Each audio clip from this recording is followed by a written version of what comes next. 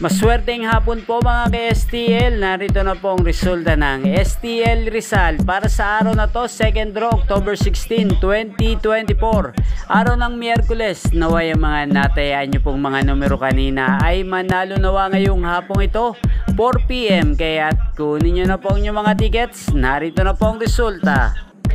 Para po sa STL Rizal, second draw result, 4 PM ang mga numerong nanalo, 7 at 28 in exact order. Sa lahat po ng tumaya kanina para sa second draw ng 7 at 28, congrats po sa inyo, panalo po kayo.